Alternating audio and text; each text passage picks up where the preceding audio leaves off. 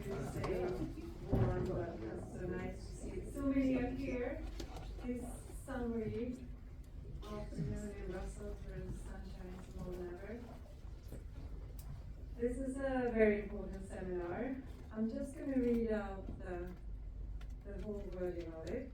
Sustainability and democracy. The role of research in navigating in an era of climate change and geopolitical instability is beautiful. It's relevant and it's very timely.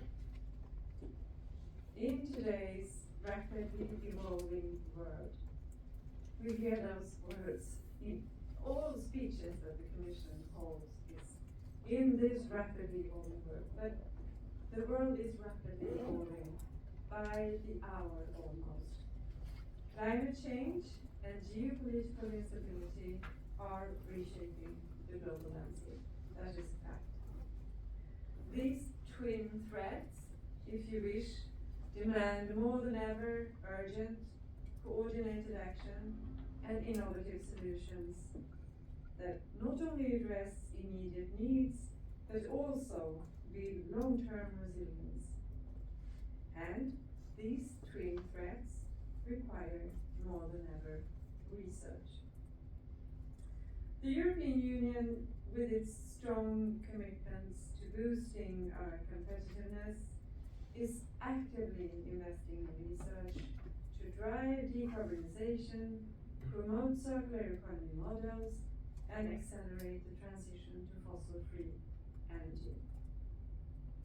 Research and innovation is also crucial in strengthening Europe's strategic autonomy, whether in defense technology, cybersecurity, or alternative supply chains. Research helps us understand and address evolving global threats. Hence, research and innovation are core elements in many of the Commission initiatives that are being put forward during this mandate so far. On my side of the Council agenda, which is quarter one, we have, for instance, the Clean Industrial Deal, a key initiative by the European Union which aims to accelerate the transition towards a more sustainable, low-carbon industrial base. It includes measures to boost innovation as a horizontal issue and points to the Innovation Fund as a reliable tool for industries to finance decarbonization and clean tech manufacturing. We have the vision for agriculture and food, where research, innovation, knowledge, and skills at the heart of Europe's agri-food economy is seen as a major enabling factor. We have upcoming strategies and communications that we expect the Commission to deliver later this year. For instance, the Water Resilience Strategy, the Ocean Pact, which should be introduced in June. According to information, both these communications will have separate pillars for research, innovation, and science. We have the new bioeconomy strategy announced to arrive by the end of this year, which also has a clear aim to unlock the potential for bioeconomy innovations. We have the Industrial Decarbonization Accelerator Act, if you manage to spell it, due later this year and should deliver regulatory clarity, faster permitting, and full alignment with existing EU frameworks like the Net Zero Industry Act. It will cut red tape and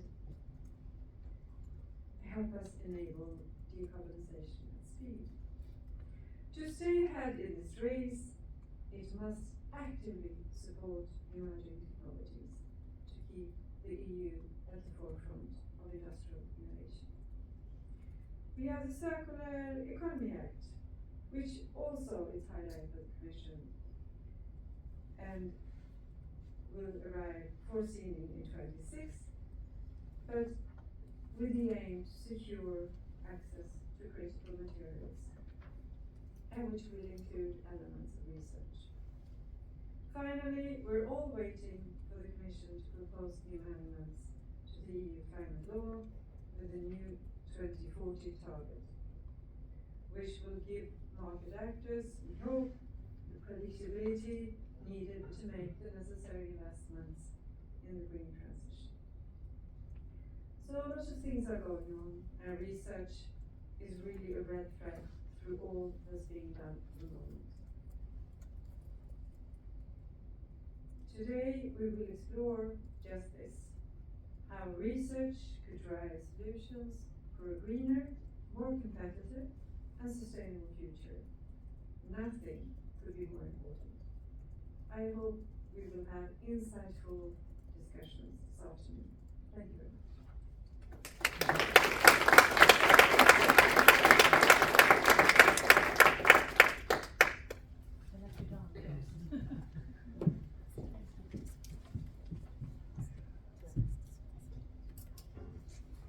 Thank you so much, Karin and Eckerdal, for hosting us here at the Swedish Firm Rep this sunny day. I'm happy that so many actually showed up due to the sunny weather outside. You never know, but you are really focused on research and the sustainable future, that's for sure. I'm Jöborn, I'm the CEO for Mistra, the Swedish Foundation for Strategic Environmental Research. And the purpose of Mistra's research is to generate actionable insights and solutions to environmental problems and societal challenges. We seek to bridge the gap between theory and practice, and with us we have 6 research programs here in the room, and also an extra interesting thing that you will get to know a bit more about this, the European Green Deal Development Tracker, which is also something we have partly funded. So this seminar is part of our 30-year anniversary, and we had a tour through Sweden last year, and now we ended up here in Brussels, and we are really happy to be here. And today we have a guide through the journey of this seminar, and this is Wetterstrand, so right over there, just ahead of me, yeah, in front of me. And you are a senior advisor at Milton, that works a lot here in Europe, and also you have a background as a politician. So the floor is yours, and you're to guide us through it. Thank you. Thank you.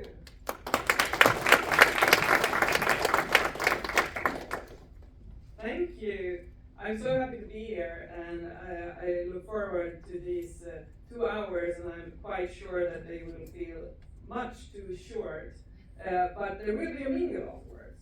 So you will have the possibility to talk to each other and also to the people that you will get to know on the stage later on.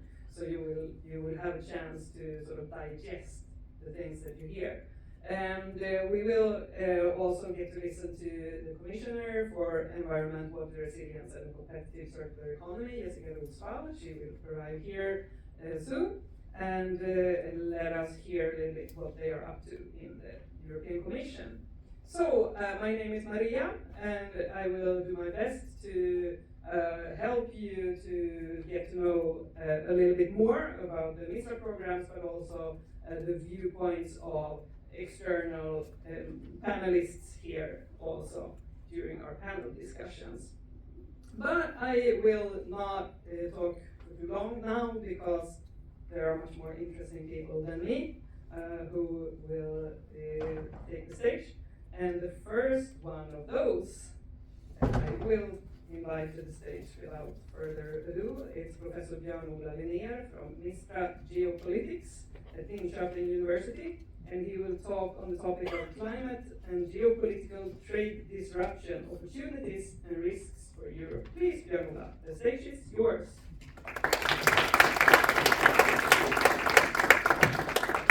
Thank you, and it's great to see you all here and to be part of this celebration. So, geopolitics, even the broadest sense, refers to how transnational politics interacts with geographical factors like land control, cooperation over land resources, cyberspace, trade flows and trade routes, digital space and so on. When we started the program about a little more than 8 years ago now, so this is really the final stretch for the program. So we go out to the bank here in Brussels. I always had to explain what geopolitics is. And now I did it anyway. Although I understood from the introduction, most people are now aware of what geopolitics is. That says something of what happened over these 8 years. So there has been at least a threefold of international coverage on geopolitical aspects. Is the sound kind of echoing? Yeah. Let's try to put it a little bit further up and see. Is this better? Yeah. Okay, great.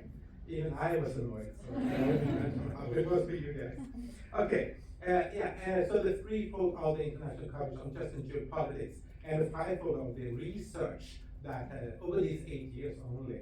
And if you just look at the attention on geopolitics and climate and other sustainability issues, it's even a greater development. Okay, so now to kick off this fantastic seminar with my distinguished colleagues, I will just offer a few perspectives on this relationship between geopolitics, climate, and trade. So this is a map that we are used to seeing. This is showing the impacts of climate change on vulnerable countries around the world. It's from the Notre Dame Adaptation Index. This is developed by some of my colleagues at the Mistra Geopolitics program, working at SEI, has taken this and said this is a common view of vulnerability to climate change. But if we add trade to this image, it becomes very good.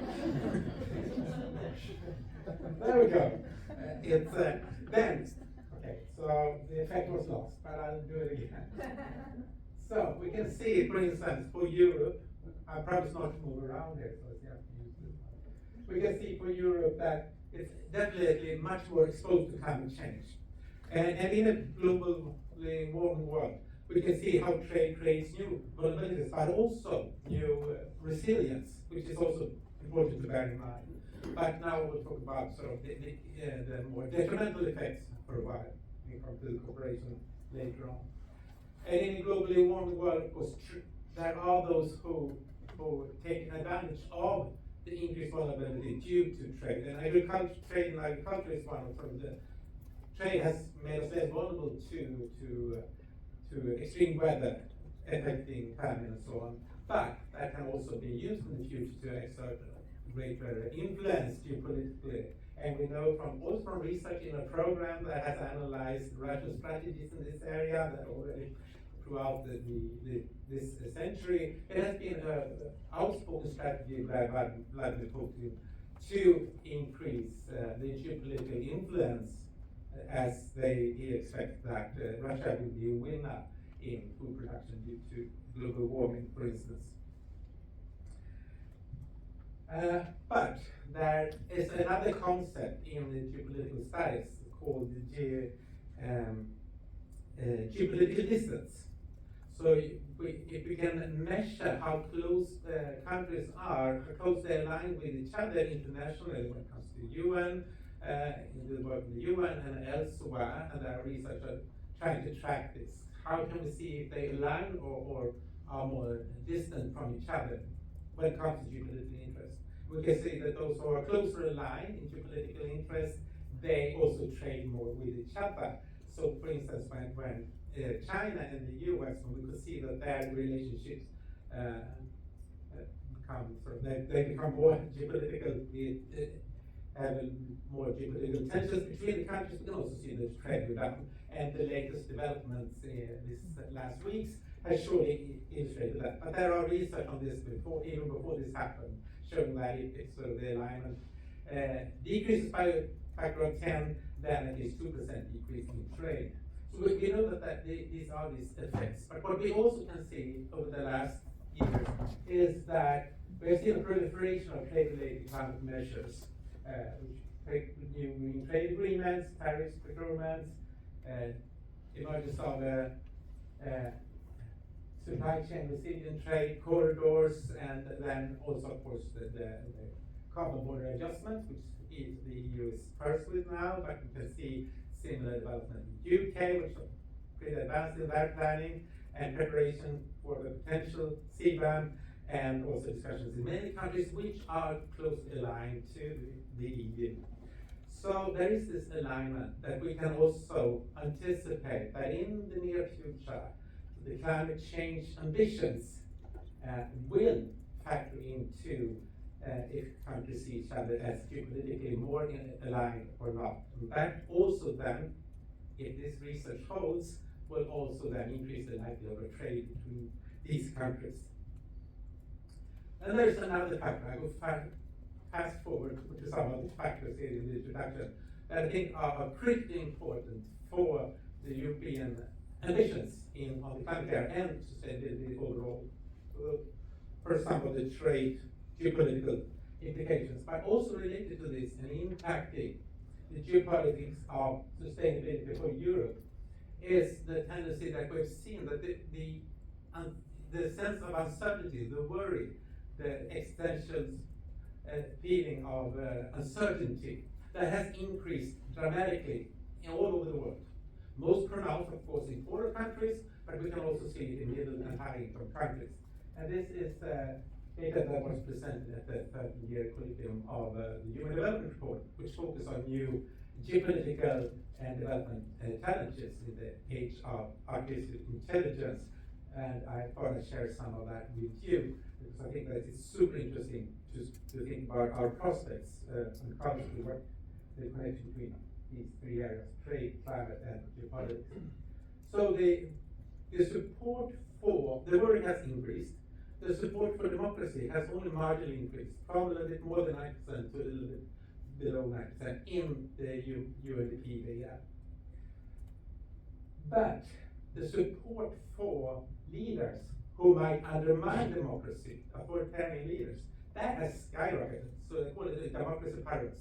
Still, people want democracy, but the appreciation for an authoritarian leader that might dismantle democracy has increased significantly.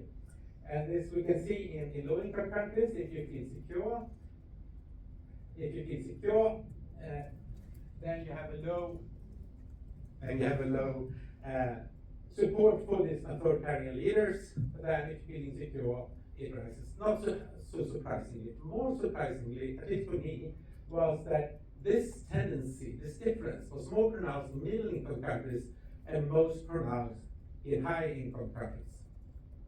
Which is something that we have to bear in mind, because this uncertainty that can create a challenge then to the transformative ambitions that the European has, and that is at the heart of the 2030 agenda. But it can also create an opportunity. I will close with that remark soon. Because the transformative ambitions that are enshrined in a lot of the international organizations, I know that not everybody in the EU is clings to this word, but it is society transformation towards decarbonization, towards sustainable development, is a concept that is really spreading in international politics and is sort of an overarching ambition. I was part of the transformative change assessment that the Intergovernmental Platform for Biodiversity and Ecosystem Services had the last 3 years, where we went over assessed, I think it was 7,000 references and 400 cases. So it's quite a lot of research that goes into this. And I spare you reading the 1,000 report document that will be published in the spring. By this conclusion, that it captures it all. Transformative change is necessary, it's urgent, it's challenging, but it's possible. I won't talk so much about transformation, my colleagues will do that, but it is possible, and that connects to the uncertainty, and it connects to the days that we are in, just this couple of weeks, that we really have seen a disruption, and this we have seen so many disruptions in the last 10 years. I think that partly explains the surging interest in geopolitics. So with the pandemics, with the first time era, pandemics, and then recessions, and then we have the war on Ukraine and other wars around the world, and now another policy shock in many ways. But the interesting thing is that we really don't know how to navigate transformative change globally. This is something that there is a lot of research now, and it will be very interesting to follow. But I would say that the research is not conclusive. But there are a few conclusions. It is possible. So that was the conclusions from papers. And there are examples of that. But navigate that on a global scale. We don't know how it can be done, but we know from history that disruptive events create windows of opportunity for such transformation. Doesn't always happen in transformation, and these disruptive events could be a war, a pandemic, a revolution, a policy shock, or similar. But we know it can happen, it can be captured. And it's time to wrap up. So here is my wrap up. We know that trade can have some negative impacts on climate change. But we also know from the last Trump period, and there's also research on this, that there could be positive effects. Where last time Trump imposed tariffs, even if not on this scale, we could see that front runners were doubling down. Both in China and the EU, we could see that catalyzed green transformation. We could also see what's called friendshoring, that is aligned to this geopolitical aligned countries team up and for clean tech. And what is worrying though is that we might well see this transformation unfold. I'm pretty sure it's quite unstoppable in the richer countries, the well-to-do, those who have the technological and economic muscles for it. But what I'm a little bit afraid of from a geopolitical point of view is that we are now heading towards a new bipolar world, not characterized by communism and capitalism, but by those who can transform to sustainability and those that remain in the carbon lock-in. Thank you.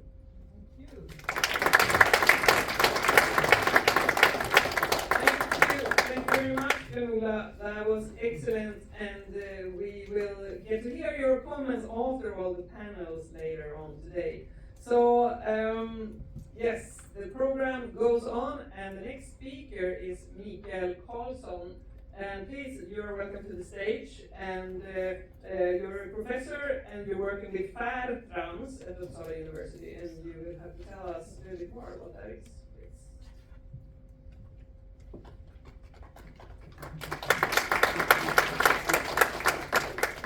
Thank you for that introduction, and thank you for the invitation. It's nice to be back here. Last time I was in this room, it was directed to the other, it was oriented to the other direction. It was completely dark, no windows. Right? So it's very nice to be here again. Science that we work on describes the world. Politics governs it by crafting policies that serve the common good and benefit the public. Yet both science and policy are increasingly challenged by disinformation, as is the public. In Fairtrans, financed by Mistra and Fairtrans, we research and co-produce transdisciplinary knowledge at the interface between science, policy, and the public, aiming to deepen our understanding of the prospects for fair climate transformations. I will highlight some findings related to science, policy, and the public. Science first. Science denial is among the topics that we have studied. In the climate field, denial is quite common and take different forms. We talk about literal denial, interpretative, and implicatory. And the latter, also referred to as response denial, is quite common. It refers to situations when the reasonable response to a finding is ignored. For example, when might be important, but still mitigation ineffective technologies are applauded to legitimize business as usual, which evidently impedes transformation. More concerning even than denial is when scientists are not only criticized on non-scientific, non-factual grounds, but are also harassed and sometimes even threatened. In a forthcoming study that we have done, conducted among leading climate researchers, we show that several have actually withdrawn from public engagement or even stop completely communicating the work. In a few instances, harassments have even influenced the research itself. So we're facing what we call an antagonistic climate for climate scientists. At the same time, we have explored strategies for maneuvering in this situation. One avenue is, of course, to adjust the framing of results, another to identify and communicate scientific consensus.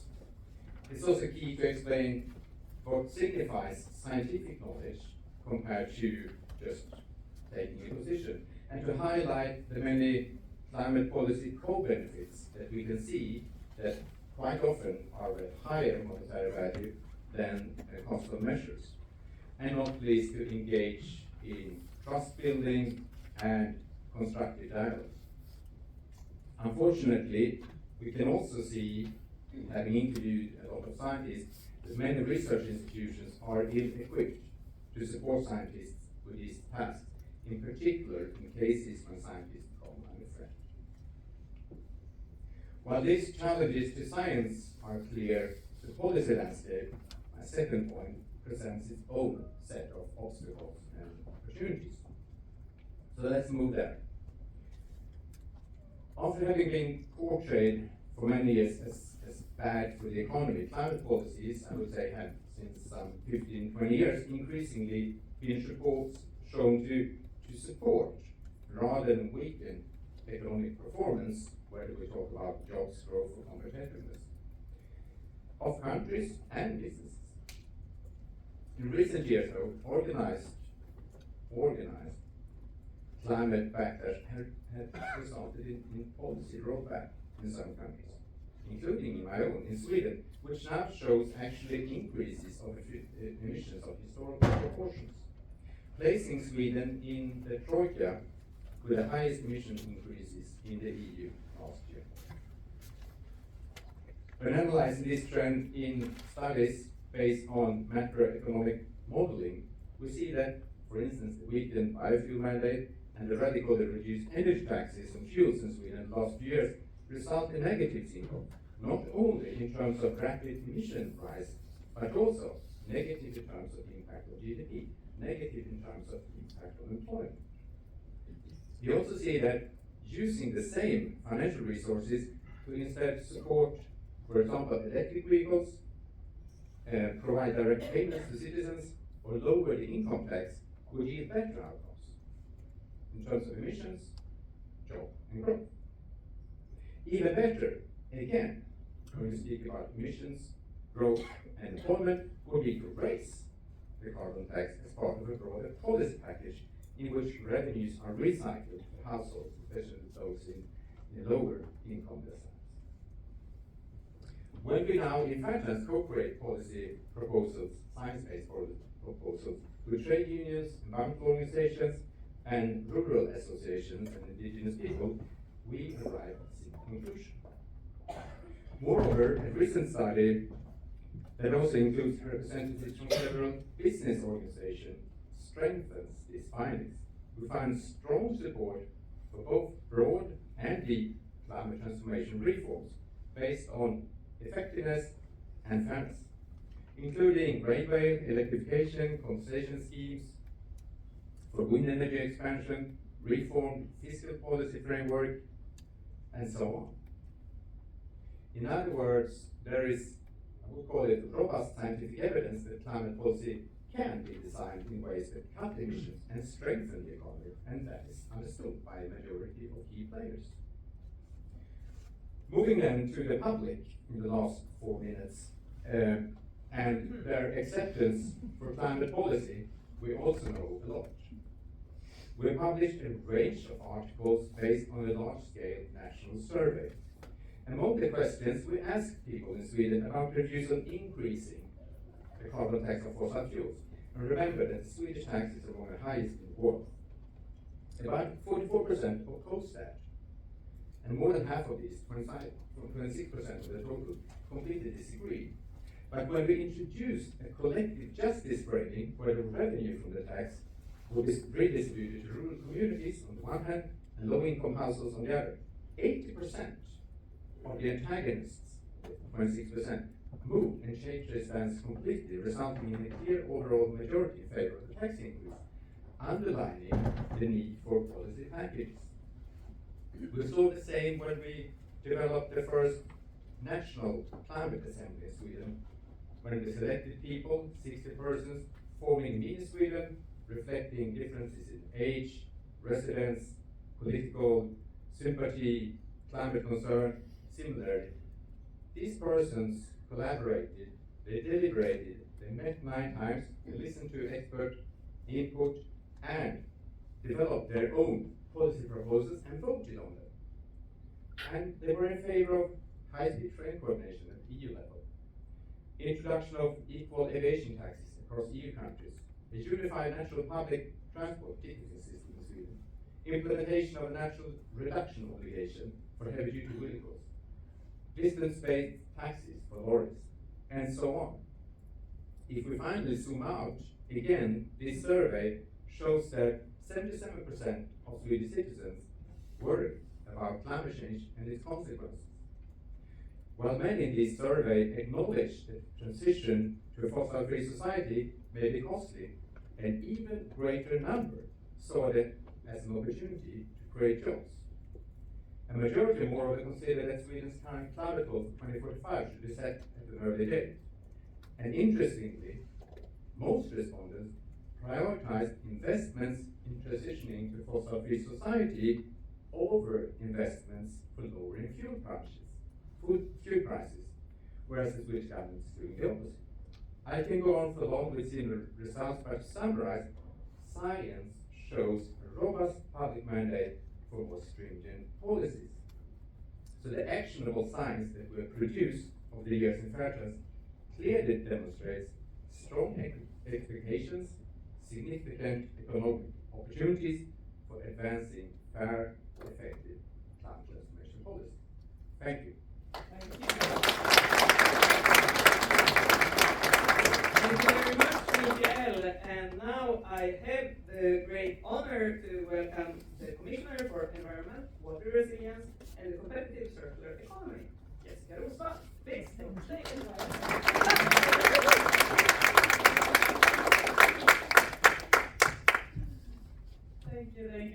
Thank you. Long title, I know, but it's a very good title. Good afternoon, ladies and gentlemen. I am really pleased to join you here to celebrate the role of research in fostering democracy, sustainability, and innovation. Of course, I'm very happy to be here also with the Swedish Parliament. But these values are at the core of our union and key to deliver on our political priorities. And science and independent thinking is what allows us to make progress in these areas. So I would like to start with praising Mistra's achievement over the last 30 years. Your open and inclusive approach has allowed research and innovation on climate change, circular economy. I think it's better to put it a bit lower. I hear myself. Yeah. Okay. Okay. Again, your inclusive. You notify me. Yeah. I'll come up and. The open and inclusive approach has allowed research and innovation on climate change, circular economy, food, bioeconomy to flourish. Congratulations. I think we lower it a little bit. It's because you might not think so, but we do hear you. Okay. Good. Congratulations again. And now I'm serious. I have been serious all the time. But anyway, but when we celebrate, we should also reflect on the need to support and safeguard the freedom and independence of research, now more than ever. I don't think that, because I know that nobody of you have escaped the geopolitical of today that is vastly different from the post-Cold War era. And in these difficult times that we manage, and we need to manage our environment and our natural cores, how we do that is key. And this will lead us to higher expectations on our policies as well as on the science that underpins them. So, ladies and gentlemen, let me present some of the areas where I see the potential for fruitful collaboration. One key priority for this mandate is a sustainable competitiveness. And that is why, as a first step, the Commission adopted the Competitiveness Compass earlier this year. The Compass has charted a course for Europe to become the center of innovation in clean technologies and products. A place where they are invented, manufactured and introduced to market, and while being the first continent to achieve climate neutrality. Another key milestone of the Commission is the recently adopted Clean Industrial Deal. Whereas Green Deal lays out what needs to be done, the Clean Industrial Deal provides a roadmap for how to do it. It will support green innovation in sectors like steel, chemicals and clean tech, and mobilize over 100 billion euros in funding. This will support clean tech, reform procurement rules, and boost demand for low carbon products. This is an ambitious plan, and it will require us to boost innovation and make better use of our resources. So I see two key areas where we can do this. First, we need to make sure that the circular economy is in the heart of our policies.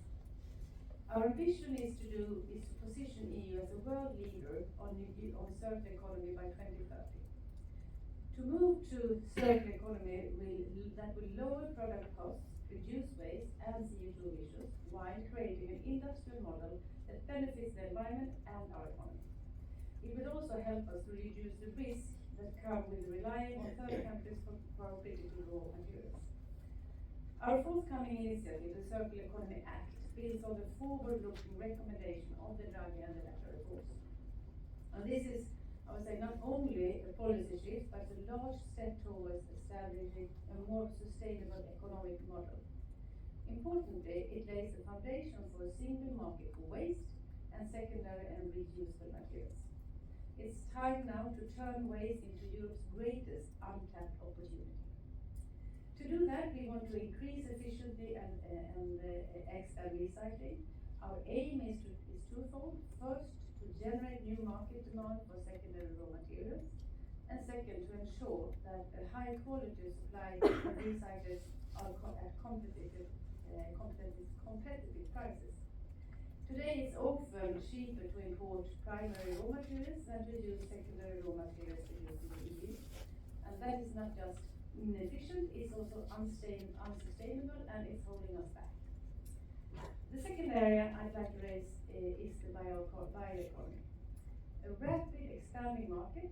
Today it accounts to 5% of the EU's economy, but it holds an enormous potential for further growth. With our knowledge and our resources here in Europe, we have the necessary means to become a world leader in everything from bio-based building materials to bio-based pesticides. Accelerating Europe's bioeconomy is a way to diversify the raw material sourcing that will help us lessen our reliance on global supply chains and protect us against potential disruptions. It's a synergic relationship that helps us to achieve multiple goals, and advancing the bioeconomy is also crucial for reaching our goal of climate neutrality and protect the planet. It's a win-win-win situation in my view. Ladies and gentlemen, the Commission's work has always been science-based, and this will not change. Science remains our compass today and tomorrow, but we cannot do this alone. We need to work together. Our instruments are therefore complementary, and this is unions of efforts from all parties of society that we need to persuade. The synergies between the EU and the national agenda amplify the impact that we achieve. So we will continue to rely on you and the strength of your common efforts. The case for action is clear. We need a strong economy, better jobs and prosperity industry. And at the same time, across Europe, we see how our soils, our water, our forests and farmland are not in a good state. Sometimes I get the question of people saying that the competitiveness and the environment are two separate priorities. That you cannot have both. I strongly disagree. Citizens and businesses deeply depend on these ecosystems, and we will increase to do so in the future. Ladies and gentlemen, science can help to bridge this gap, and that is why your work is so important, and that's why we need to maintain this dialogue. So before I close, I want to highlight one area of Mistra's work, the communication of scientific results. In today's increasingly polarized landscape, getting a call that has never been more challenging or more vital. The way we communicate science is evolving rapidly, shaped by new technologies, AI, algorithms, and information culture. This is redefining not only how we share knowledge, but how it is understood and trusted. This is particularly true for environment and climate change, where clear, credible communication can make the difference between action and inaction.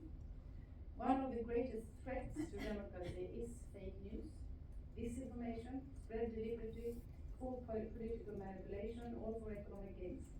It is designed to sow doubts and to destabilize our society. It's designed to erode trust our policies and our institutions. In this context, projects like Mistra, Geopolitics, helps us to navigate a world where uncertainty is often weaponized. Mistra's Geopolitics provide us with solid data and scientific arguments. We have recently launched a new project to combat disinformation, and I hope that we can increase the collaboration. Because in the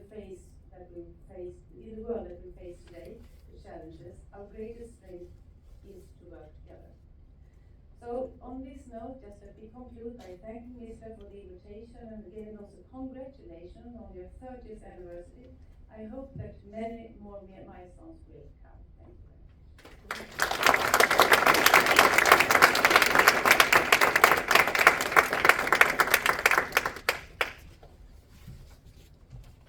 Thank you very much. Thank you very much, Commissioner Roswall. That was very nice to hear how important you believe that science is, and not least that you find Mistra's work valuable for you as well. So we thank you for that. Let's take a short stretch of legs now, maybe a minute and a half, 90 seconds, you can count, right? And now we are getting ready for the first panel.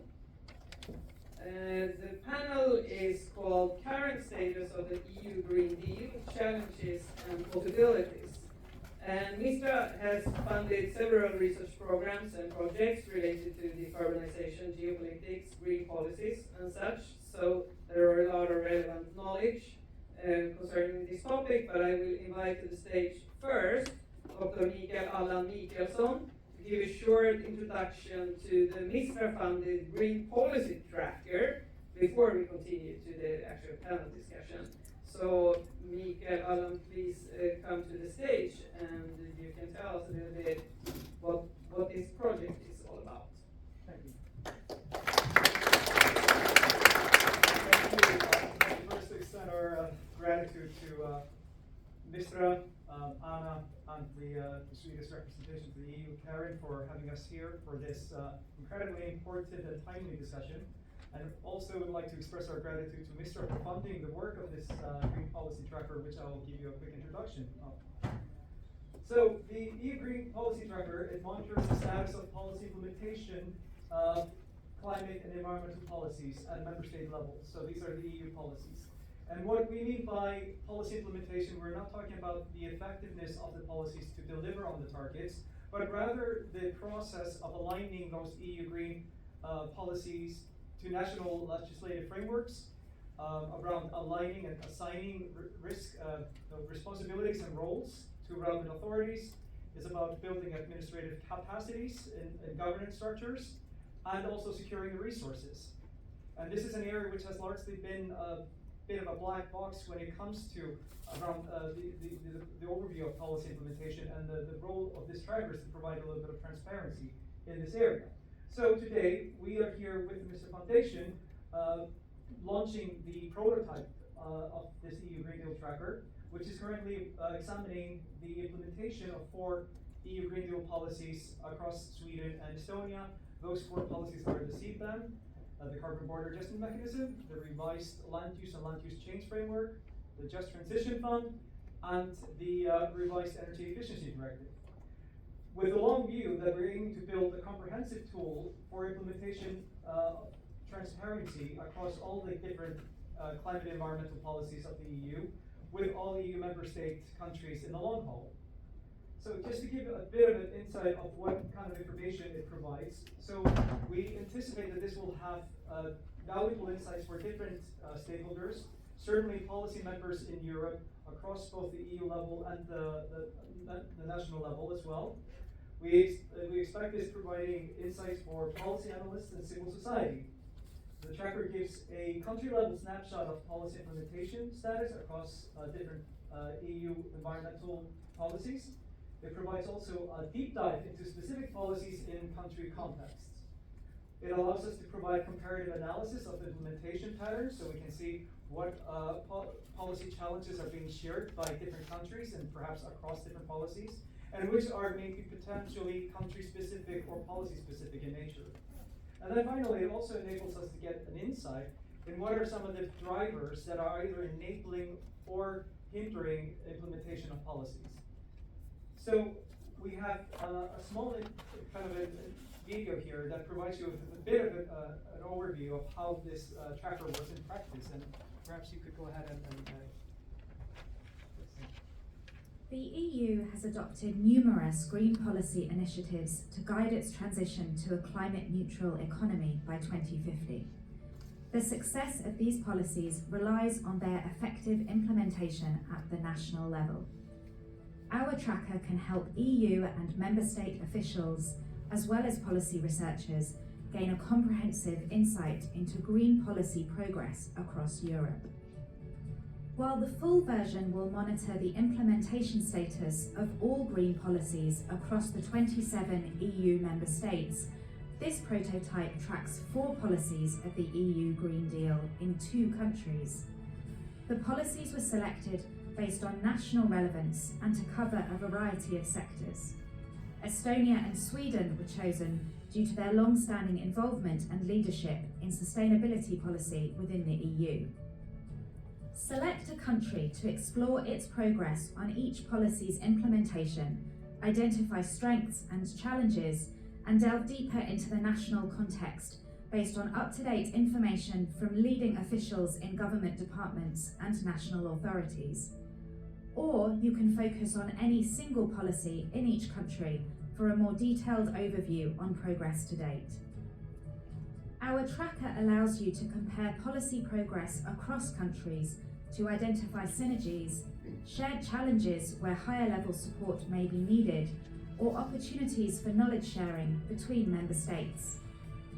Learn more about each of the policies or read an in-depth comparison of their implementation progress between the selected countries.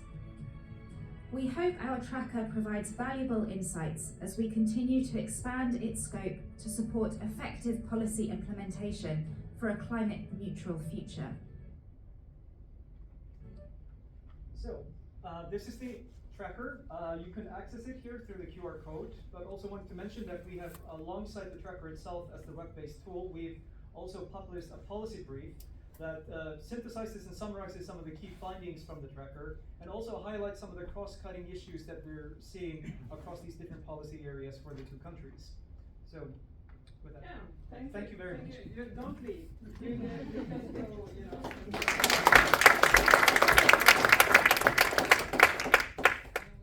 So, we're getting ready for bringing our panelists to the stage. The panelists, apart from Mikael, is Lars Zetterberg, Senior Specialist at Mistra Carbon Exit at the Swedish Environmental Research Institute. Charlotta Andersdotter, Head of the EU Office for Swedish Enterprise. Irina Kustova, Head of the Energy Program at Center for European Policy Studies. So please welcome to the stage.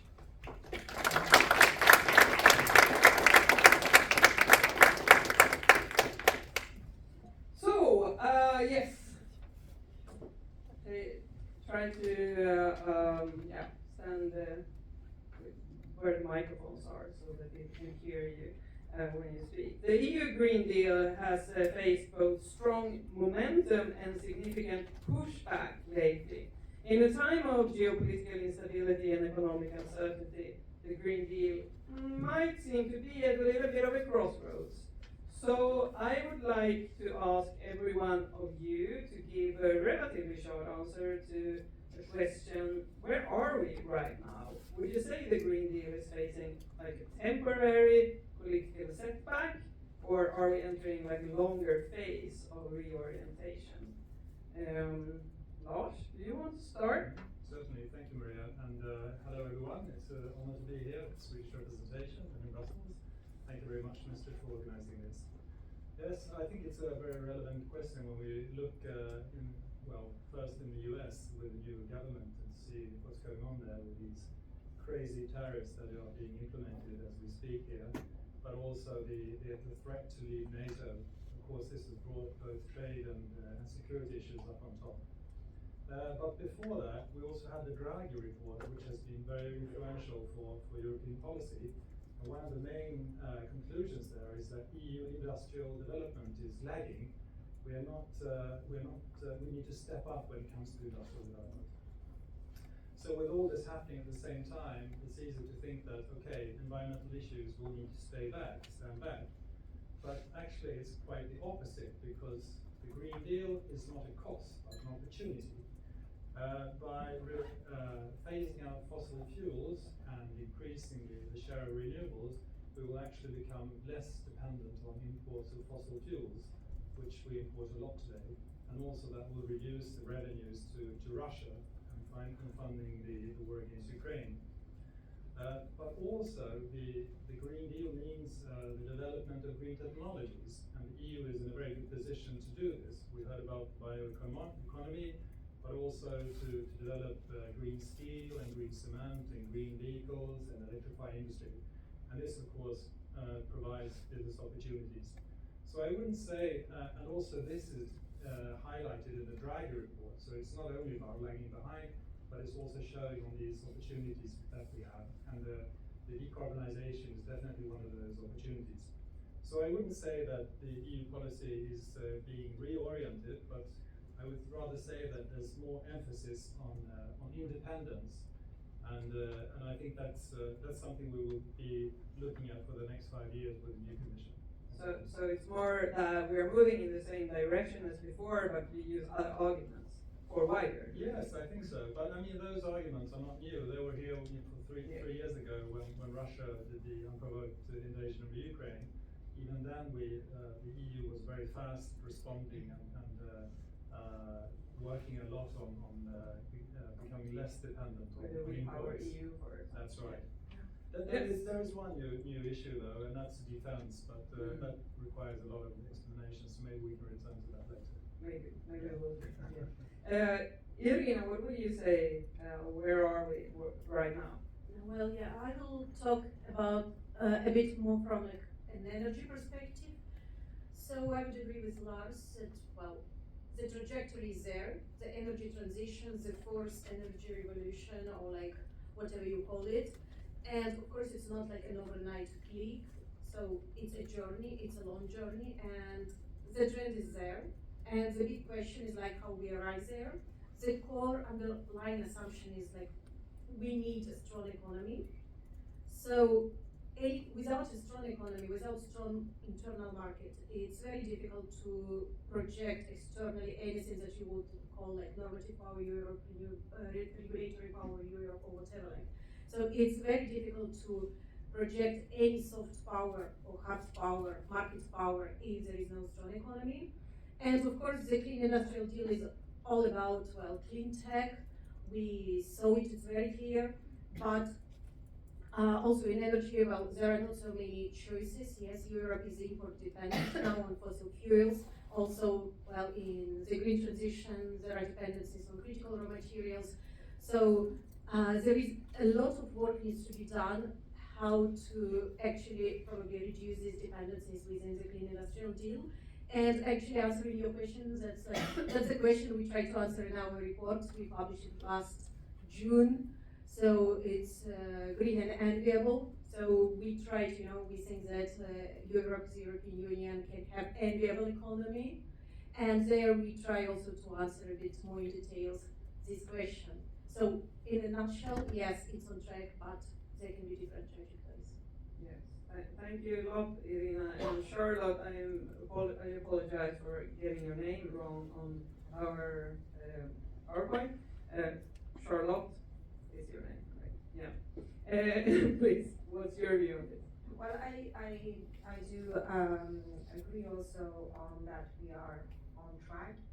If we look at, we have mentioned all the different things happening around, but if you just look at the Green Deal, it was a political priority for the last commission.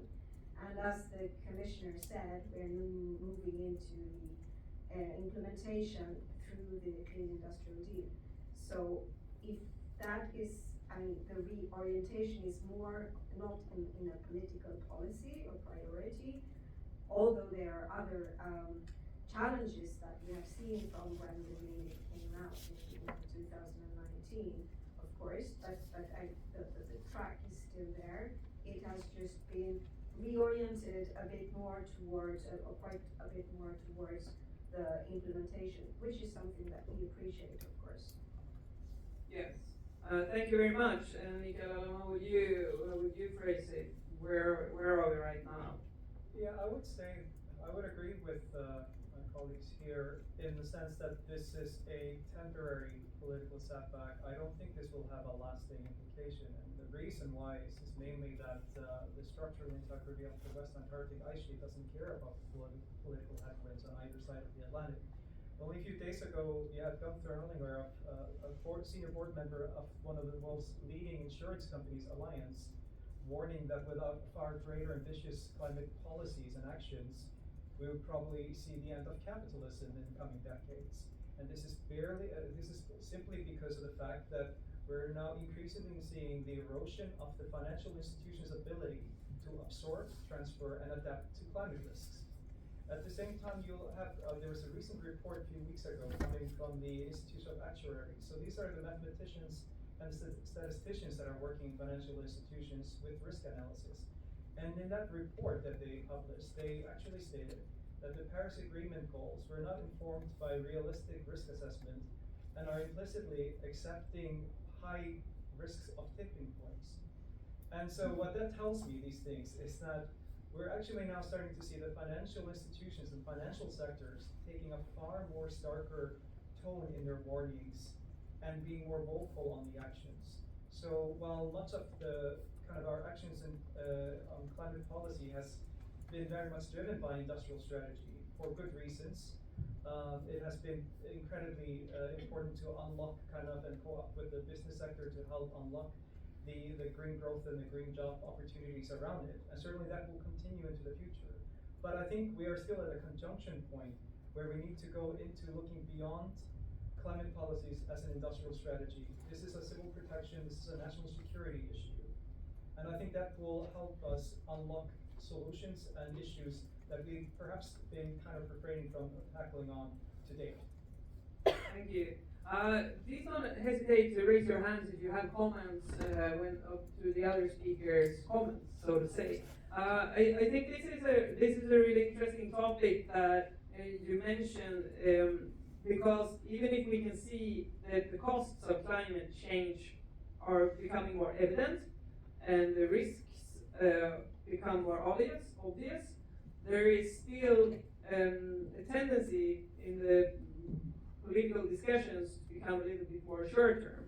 And the competitiveness agenda and security policy agenda seems in many policymakers' minds be like in opposition to this green transition. I would like to hear, Charlotte, what's your view on that? You say that it could go hand in hand, but the short term versus the long term, what would you say about that? Well, at least from our company's perspective, the green transition and competitiveness have always gone hand in hand. They are very intertwined with each other.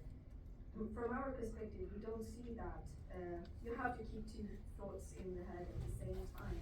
I know that there are some voices saying that, yeah, we have to think about the competitiveness and maybe the green transition can come later when we have less of all these different kind of crises that we always have. But we will always have crises. And at least for the majority of our companies, for them, the green transition is a business model. That is the future. If we don't do that, we will be out of business. And yes, I do agree to a certain extent with you that there are other parts that will also influence this for the future. But it's clear for our companies, the way forward, whether politicians want it or not, it's to try to, with green solutions. And I would really hope that politicians, scientists, and etc., we work together with the companies because we can provide the solutions. We are the ones that can take fantastic science that we do within our universities and research institutions and actually bring them to new solutions that could give support to all these crises that we have, whether it is a crisis in the environment purely or if they are used in warfare, because that's also something that you can use the energy or water supply or whatever, but we can be there and support. But we need the conditions, the framework conditions, and to be able to do that. And this is at least what we hope that this, well, let's call it reorientation, is not a reorientation away from the green transition, but towards implementation that will bring to really make us, because we still believe that Europe is very strong in this area, and we can do that also at the global level, still remaining optimistic that this is possible. Thank you. Lars, you have worked extensively on EU climate policy. What risks do you see in this current push to deregulate and delay parts of the Green Deal? And how could Sweden and other member states take action to get the sort of influence the EU approach here? Yes. Well, there has been examples of certain groups trying to delay the implementation of the Green Deal. For instance, the big parliament group, the EPP, proposed to delay the CBAM, the Carbon Border Adjustment Mechanism, by 2 years or more. But this was not supported by the EU Commission, and even more importantly, the Swedish Confederation of Industries. When that came out, they urged to the Swedish politicians not to delay climate policy. And the answer, and why they do this, you explained that you see business opportunities in developing the green technologies. So it's really good to see that the industry is the ones that are more or less driving climate action today. And we see examples of actually industry asking politicians to make the policy more stringent, so it supports the pathway that the industry already has decided to take. So that's of course very positive. And this is not unique for Europe. We see the same thing in the United States, in spite of Trump, and China, of course, where they are developing these new green technologies very, very fast. So I don't think that it's a question of slowing down this transformation in Europe, but rather speeding it up so we can be up there and participate in this green tech race, as you call it. Yeah, I mean, a lot of business invested a lot of money, of course, in this green transition. Irina, you're heading the energy program at CEPS, and energy infrastructure, of course, is crucial for everything, industry, geopolitics, everything. I know that you have tried to find out what would be the most crucial investments that are necessary to the energy system to create affordability, competitiveness, climate transition, and all that. I think that it would be interesting to hear your viewpoint, because it's so much easier to talk about, the vague targets and that everything, this is important and everything, but to actually go from there to actually get it done. I think that's where you come in here. Well, yes, thanks for the question. So of course the Green Industrial Deal will focus a lot on affordable, cheap energy, and the Affordable Energy Plan has been published together with the Green Industrial Deal. And if you have a look at this plan, of course you can see like cheap energy, energy prices, cheap electricity prices, cheap electricity. All this is like being repeated almost on every page. So we want it to be cheap energy, we want energy cheap and affordable. So low carbon, fossil free, and cheap. So this will be the paramount of like the new political cycle. So the consensus is of course that we need to electrify whatever we can. That will require a lot of investment, obviously, because now we have around 24% of electricity in the final energy demand, and the aspirations, the targets are to achieve 30%, over 30%, and most likely to reach 60–70% by the mid-century. And these are very ambitious goals for a couple of reasons. And one is because, well, in electricity generation, we will need to replace not only fossil fuel generation, but we need to double efforts on fossil-free, low-carbon electricity, because we will need much more electricity than today. This is a consensus. And of course, in terms of generation, well, there are many debates. So here in Brussels, we have a look at all kinds of discussions. Of course, each of low carbon generation capacity generation source has its own tricks and issues. But of course, the consensus, we will have a renewable dominated system, renewable dominated electricity system. But then, of course, for renewables, all the questions will come, like the business case, the profitability under the current electricity market design. That's a big issue to discuss. And then total system costs, of course, like LCOE of renewables is going down, but then we need to look at the total system cost, and that's something like also at the EU level we need to discuss seriously.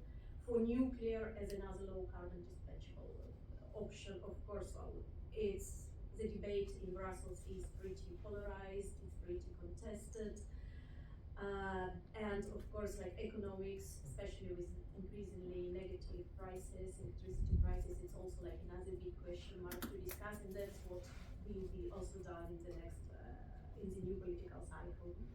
And then of course, like if we speak about dispatchable power, gas-fired generation is the elephant in the room, because that's like appears to reappear on the discussion, and of course that's something that we need also to have a pan-European discussion. What will be the dispatchable? When you say pan-European, it makes me think that, you know, we have 27 member states, and usually energy policy is seen as a national topic. Absolutely. And all the countries have their own priorities and their own view on everything from nuclear power to like grid connections. Just to mention one thing that just randomly that Sweden has been very interested in. So how do you view that? How do you solve that, the European interest versus sort of the member state interest? Well, that's a very, very tricky question, because of course generation capacities is within the remit of member states. And then of course, like for this cycle, the biggest question is, okay, how we ensure a dispatchable low carbon generation capacity. And if we check energy sources, and of course there are only a few, and some of them are very like in dividing lines between member states. And then of course one of the arguments will be, okay, we need cross-border interconnectors can solve. And then of course if you have a look at market integration in the past maybe 15 years, then it has solved a lot of issues, and also during the electricity energy price crisis in 2022-23, well, it helped a lot. And then of course certain markets can be integrated better, but then it's always like the question, okay, we always come back to the question, it's not only interconnection, but it's about sufficient generation capacity. And then of course, well, if coming back to the debates, of course, like in Nordic countries like Norway, Sweden, there have been recently many debates about electricity prices, because every time when you have a price fight due to a coupling, it's always a German it's always a very political, Yeah, it's always a very sensitive issue. And then to some extent, of course, some solutions, or at least some dialogue EU level is Yeah. inevitable. Yeah, and Charlotte, I on this topic of not aligning always with the interest, the pan-European interest, you have a Business Europe as your sort of friends, business organization that you are part of, and they have been quite not so strongly for this view that green transition and competitiveness go hand in hand, or do you take a fight with them sometimes? Well, short answer. I mean, big organizations like Business Europe or any other of the sectorial organizations, or not only business organizations, we are a collection of not only 27 member states with, as we just heard, different views on different things and different interests depending. So taking that into account, of course there are different views, it's a give and take. I see over the years that, and also many years actually, that maybe there was more of a slower pace in, if we look at the Nordic countries where we still are quite ahead of the curve, if we see in Europe in general, in all senses when it comes to the green transition, other parts of Europe are not there yet. And of course that is also reflected in a coalition like Business Europe. So of course it's not as maybe vocal as we can be from us and my Nordic colleagues. But I must say that over the years I find that there is a much more of an alignment and more also of an understanding from other countries, and that makes Business Europe in general much more in line with our thinking, even if it's not as maybe fast, if I can put it like that. But as we said before, and you also mentioned it, I strongly believe that whatever the politicians say in the end of the story, there will be, the green transition will be driven by businesses. We will do it, whether in different paces and in different, depending on what the capacities in the countries. We also have to think about that because we have a long tradition. Other countries like in the eastern parts of Europe, they do not have that. We also have to give them a little bit of a leeway to come to that, but not saying that they, I mean, they are they lag behind in a sense, but that probably because they don't have the same preconditions as we. And I just want to mention one thing in this room of many working with research and science. In all technology shifts, the big ones, there are the front runners and the ones lagging behind and the ones that will not make it.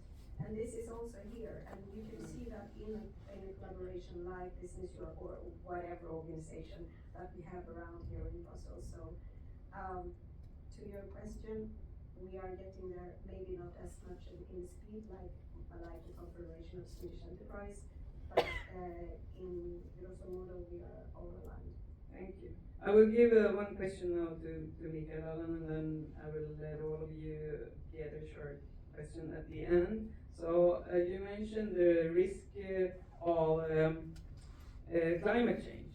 Like we hear a lot about sometimes the risk for the economy that the green transition would pose. But you are talking a lot about the risk of climate change, which is also a real economic risk, of course. But is that real economic risk really taken enough into account from the policymaker side, or are they just do they only want to protect the existing industries? I wouldn't necessarily say that that these are necessarily conflicting objectives. I worked for the UK government for about 10 years, largely on energy transition and international collaboration on mitigation. And of course, the points that have been raised here, especially by Charlotte here, the green economic opportunities are compelling generally. And hence, it's been a big factor in driving this discussion. After the financial crisis, the low carbon sector in the UK grew 4 times as fast as the rest of the economy. So there are, of course, important growth opportunities here, and businesses are going to be absolutely critical in unlocking our transition to net zero. But over the last 3 years, I've been working on physical climate risks, and that's a very sobering experience. And one of the things that the European Climate Risk Assessment highlighted was risks to supply chains, pharmaceutical, agriculture, critical minerals. Many of these already have thin margin for error. In terms of critical minerals, we're expecting demand to surpass supply by 2030. It's great that you mentioned that, because that's the next panel. So at the same, and yet that risk assessment underestimates the impacts for private sector, because as it was going into press, King's College came up with a study estimating a $26 trillion cost of supply chain disruptions.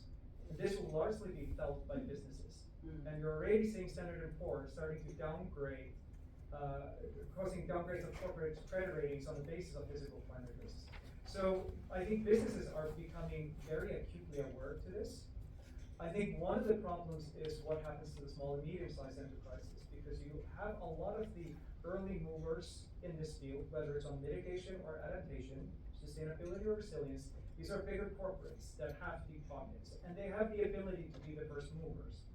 They've been very strong proponents for ambitious climate policies because they want to level the playing field to create an enabling policy environment that incentivizes business-led adaptation.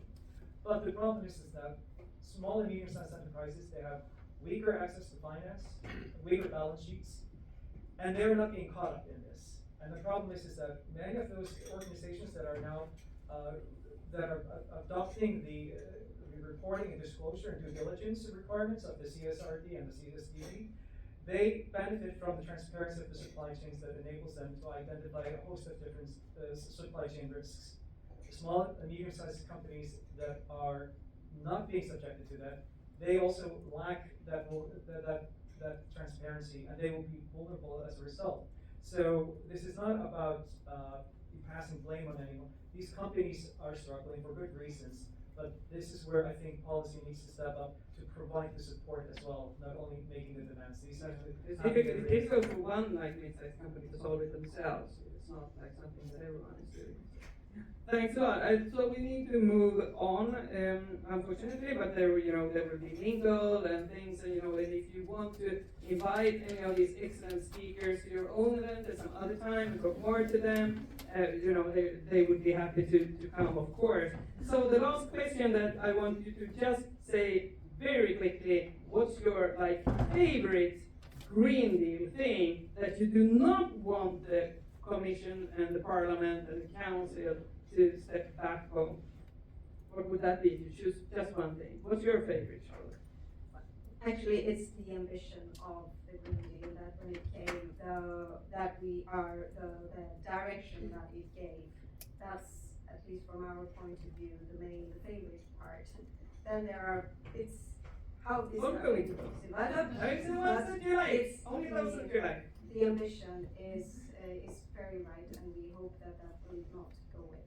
Thank you. Lars? Yeah, that was a good answer. I could say the same thing actually, but it's very nice to see that the new Commission, in spite of what's going on in the world, that they sustain the environmental and the climate flavour of their work, and actually puts it up there as one of the three most important things, along with industrial development and security. Thank you. Irina? Well, I would say probably something that I would like to stay and to be doubled down. So pragmatic reality check for energy transition without normative strings and technology neutrality for low carbon, carbon-free technologies. And Mikael?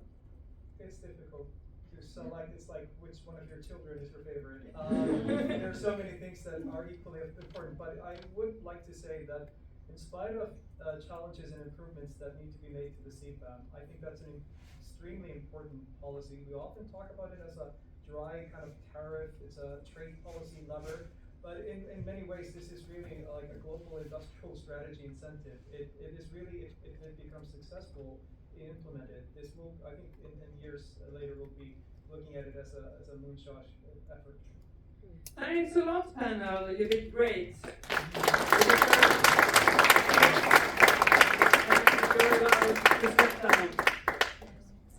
So, yes. programs within the field of resources and the green transition, for example, food futures, mineral governance, as well as within the field of environmental communication and fair transition. So the theme of the next panel is how can we make a climate transformation possible? How can Europe secure energy resources for food security and a fossil-free future? So it's a very broad topic, as you understand. We'll try to make this in like 25, 30 minutes, something like that. And we will welcome to the stage Professor Helena Hansson from Mistra Food Futures from the Swedish University of Agricultural Sciences, Associate Professor Andrea Månberg, Mistra Mineral Governance from Lund University, Professor Anke Fischer, Mistra Environmental Communications, Swedish University of Agricultural Sciences, and Ann-Katrin Bock, Policy Analyst at the Joint Research Center, Antoine Auger, Executive Director at the Institute for European Environmental Policy. Please come to the stage. Choose your spot.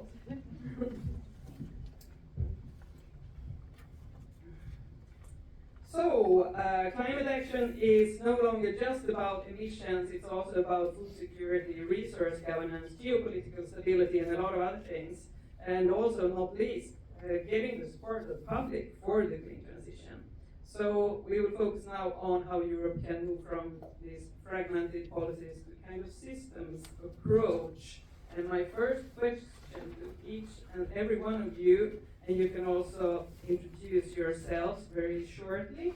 So from your perspective, whether it's like food, energy, resource governance, or public engagement, what is the most urgent issue we need to address besides emission reductions to make this climate transition possible? Let's start from this side, and then we move over. Thank you very much, and thank you very much for the invitation. I'm Antoine, I'm the Executive Director of the IEEP, which is the only Brussels-based think tank on EU environmental policies, so very timely topic. There's so much to unpack here. I'm not sure how to do this in one sentence, but at the end of the day, we have to recognize that we're facing a triple planetary crisis that is likely to wipe out, under a business as usual scenario, a large part of our economy by the end of the century, as has been mentioned several times already by the previous panel. This is a recognition that most stakeholders are having now at different pace, quite agreeably. And the fact of the matter is that it remains largely driven by the production and consumption patterns in developed economies. And so the question, the most urgent question now is how can we design intelligent, actionable, as simple as possible, policies that eventually allow us to mitigate the external impacts, the detrimental impact of these consumption patterns. This is something that we're doing quite well on energy-related matters, with the deployment of renewable energies, but I'm afraid that when you look at the planetary boundaries, for instance, there are much more impacts out there, and many of those sometimes fall short outside of the policy spectrum at the moment. So I'm thinking having a broader, holistic approach to the environmental risk that we're facing is probably the most urgent topic. Taking into account also consumption patterns. Yes. Anke, please. Thanks a lot. My name is Anke Bock. I'm coming from the Joint Research Center, so from the European Commission. And more particularly, I'm coming there from the EU Policy Lab, which is a place for fostering innovation in policy making. So how do we do policies? How do we develop policies? And our aim is to change the way we do that. And bring in the capacity of the place and the space to challenge perspectives, so explore policies with different perspectives, challenge assumptions, experiment, and with that in a collaborative way come to better future-proof policy results. So the policy lab brings together strategic foresight, behavioral insights, and design for policy. And with that, we hope we can have an impact on policy making as such. So what to change? It was already alluded to today that the world is changing quite a lot, pretty fast. We live in a volatile environment, complex issues to tackle with a lot of uncertainty and ambiguity. So we need new ways of dealing with that. So we cannot use the methods we are accustomed to. So we need to do this in a more collaborative way. We need to bring everybody into the discussions, stakeholders, we need to bring in citizens as well, not consumers, but citizens. So we are all part of this and have also stronger forward-looking perspective in how we do it. So this for me would be the most important. Thank you, Andre. Thank you. So I'm Andre and I'm leading Mistra Mineral Governance. We're looking on goal conflicts and trade-offs with securing supply for critical raw materials needed for the low carbon transition. And I would like to point out that there's a lot of possibilities to scale up mining within Europe. But there's also a lot of trade-offs with this and a lot of things that are not happening. And why is that the case? I would point out three perspectives here. One is the commitment. So a lot of the exploration budgets and so on are allocated mainly to other metals, in particularly gold, because it has a completely different risk trade-off profile, offering a lot better trade for the industry. Secondly, the uncertainty, which materials will be needed in the future. As we've heard before, the technological pace and development is extremely fast. There's high uncertainty of what will be demanded in the future. And thirdly, the acceptability or the impact of having these supply chains within Europe and scaling up them and how we use these resources and use them in a different way. And this also includes the benefits and costs and how these are distributed across the supply chains with different actors. Thank you. Yes, Anke. Yeah, my name is Anke Fischer, Swedish University of Agricultural Sciences, and I'm involved in the program Mistra Environmental Communication. And in case you wonder what that is, so our idea is, or our approach is to broaden our understanding of communication as the joint construction of meaning. So not just improving how we get a message across, transmitting information in more effective ways. That's not our point. Our point is to understand the conflicts, disagreements around policies, around governance, around the climate transition, and how we can better understand what's going on there and what we can then learn from that. And from that perspective, I would say for me the most urgent issue to address is social and political challenges, specifically policy dismantling and climate backlash, to be honest. Because the best policies don't help if they're dismantled. And so in that sense, I maybe take a bit of a different perspective than the previous panel here. But by talking about policy dismantling as a problem or as a challenge, I don't mean that policies can't be changed. I really like what you just said, Ann-Katrin, that of course policies need to be adapted and improved as society learns from their experience, and there needs to be an in-depth political debate on what the climate transition should really look like. So it's clear that there should be disagreement, or that there will be disagreement. Mikael, you already talked about survey results on public attitudes and opinion support for certain policies. So it is clear that there is some support. What are these policies going to look like? But what we see today in many countries is the opposite of such a constructive and productive debate. So that I see as the biggest challenge. Thank you. Helena. Thank you very much. I'm Helena Hansson. I'm a professor of agricultural and food economics at the Swedish University of Agricultural Sciences. And I'm also one of two program directors of Mistra Food Futures. And Mistra Food Futures deals, of course, with the food system and how it can transition into one that is sustainable and resilient. So I will zoom in on your question, focusing on the food system. And I want to highlight two aspects. First of all, food is produced by agriculture.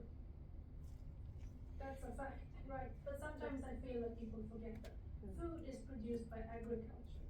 And agriculture is dependent on the environment, right? Agriculture uses the natural resources in a very concrete way to produce food. So agriculture uses ecosystem services such as carbon sequestration, which leads to a more stable climate.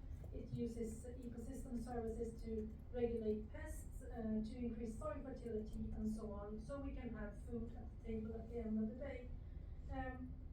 And when we discuss about agriculture and food systems, climate transition, I sometimes get the feeling that the connection between agriculture and food and the environment is somehow forgotten in the general debate. And we need to increase awareness fundamentally about how agriculture is super dependent on the environment. Just think about what's going on right now. Coffee has increased, the coffee price has increased, right? Chocolate has also increased in price. And why is that? Is that because people want to earn more money from this? No. It's because we have ongoing climate change that reduces the harvest of cocoa beans and of coffee beans, which reduces the supply, and then we have a pressure upwards in prices. And that sort of dynamic from climate change to the final price at the shelf in the store, I think, is not always discussed, or almost never discussed, actually. People think about this in a much more simplistic way. So that's one thing I want to highlight. We need to really start understanding the role of a stable climate and stable ecosystems in a functioning economy. And then I also want to highlight that I think that we need to discuss much more about who and how should we distribute the costs of the transformation. And we heard from Fairtrans that they have ongoing research in this, which I think is great. I think also in the food sector we need to zoom in and really discuss who should pay for the transition and why. And why is this extremely important in the food sector? Well, if you think about it, much of the agriculture production that is used to produce food, right, is done by very, very small companies. In the previous panel we heard about the medium-sized farms. Here we actually have the micro farms, a small family-based, sometimes only one individual running these businesses.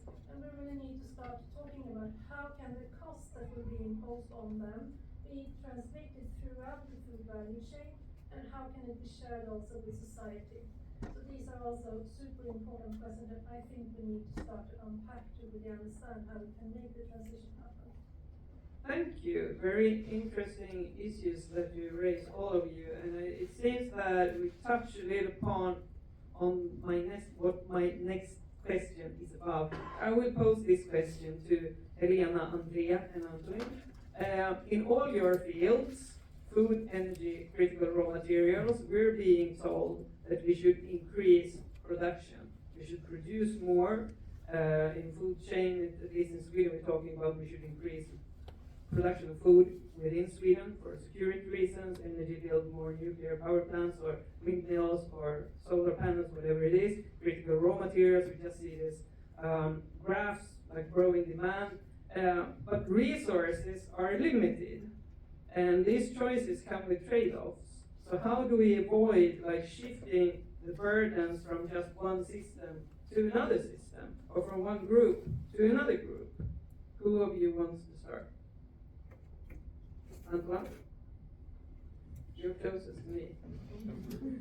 Sure, but I think you just pointed to the crucial part of the question here. Our material footprint or stress on the environment is not sustainable at the moment. Quite simple as that. We have to find ways to reduce that.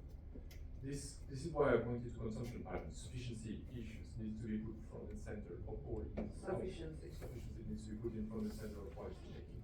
Circularity has to come close second. You know, again, in the logic of resource management, because at the end of the day, it's quite clear that there are a lot of progress that are being made. Yes, indeed, climate risk and also environmental risk are making their way into the balance sheets. Environmental externalities are becoming part of the business strategy, and eventually this will drive the transition. I firmly agree with what has been said in the previous panel, that eventually businesses, whether politicians like it or not, businesses will be driving this transition on the basis of what's profitable and solutive for them. And that's going into the sense of the green transition. But I'm afraid that in the current system that we live in the current system that is still largely linear, remember that the circularity of materials in the EU is still at 11%, has been stagnant for 10 years. It is not progressing. So at the moment, it will not be enough, it will not be happen on time and at scale to actually take us away from the major risk zone where we are right now. Thank you. I've been a politician. I know it's not super easy as a politician to become popular by saying that people should consume less things. Andrea, please. Yeah, so first of all, just starting with a bit of the big picture, that when we have these low carbon transitions, then yes, they do increase demand for a lot of the metals, but they also increase or decrease demand for the fossil fuels. And if you look on the combined total of it, then we actually have a declined demand for the extracting natural resources. But what is happening is that we get these new sites, new places where this extraction can take place. And because of this pull for onshoring and so on, some of these places are happening within our own backyards or even front yards. So we see it. I think that there is some positives with that from a societal point of view, because that makes us aware of it, it makes us reflect on it, and perhaps also challenging how we use resources. And how we use resources will have a huge impact on these growth curves. Recycling will not have that much impact in the short term for a lot of these critical raw materials, because simply we haven't used them that much, so there isn't that much to recycle. But we can use them in a lot more efficient way. So rather than having huge cars, we can have smaller cars, or we can have electric buses and so on, this type of sufficiency measures and so on.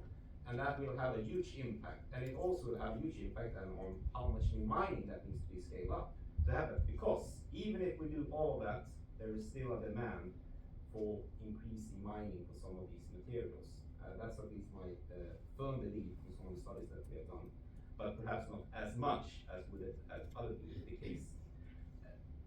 But there will still be trade-offs at the local level, at the sites. So I think it's important then to remember, how can we distribute the pros and cons, the benefits and costs throughout these supply chains. Currently, that's not really done that much when it comes to profit sharing with the local communities. It also means addressing what we have done in the past at some of these sites, meaning we as societies, because often we look at the projects one by one, just look at incremental changes for the local communities, but there is often a history, a context with things that have happened in the past. And if we forget that, then we forget also how they perceive that they have been impacted. Thank you. Helena. Yes, again zooming in on the food system and talking about increased production and the problems that comes with that, I think we need to have a serious discussion about if food production should be increased, what type of food production should then be increased. I think there is a worry in society in general that we don't produce enough food, especially that's what you hear when you talk to politicians in Sweden. People tend to be worried about that. If we look at what we put on the plate, only 50% of what we actually put on the plate is produced in Sweden, and that can create a problem from a preparedness perspective. But that's if we look at current diets, and current diets are quite import dependence, obviously. But then if we look at the protein need that we have as humans, then there are estimations from researchers within Mistra Food Futures that if we look at the protein need, actually the Swedish production from the fields covers more than well all the people in Sweden already, if we only look at the protein content. Which is quite reassuring, because if there would be a crisis, we could stop feeding all these grains that we produce to animals, and we could eat it directly instead. Because feeding it to the animals is a way of, well, upscaling it in one sense, but also you have a huge loss of proteins by doing that. So that's one thing I think is really important. What food should be increased then? What food production? But then if we look in general, in zooming on Sweden and the Swedish food system, we also see that we should eat actually much more fruit and vegetables as a population, and we have only a minor production of that. So increasing that could be a good way forward, actually. I think also these questions about resources, trade-offs, burdens on other systems and so on, I think when we discuss them, we could use a model that people have been touching on already today, so I'm really happy to hear that. But a model about externalities, which is basically a microeconomic model which highlights what additional benefits and additional costs come with production. And I think that we need to start talking about these external costs and benefits of food production when we talk about what foods should be increased and what food production should perhaps need to be downscaled. And in food production, we have so many external benefits, like benefits in biodiversity and so on, that we really need to maintain. But there are, of course, also very serious negative externalities in terms of impacts on the climate that needs to be dealt with. But I think thinking in using this conceptual framework of externalities, we can sort of come to a much better understanding about what is the true cost of the food production at societal level. Thank you.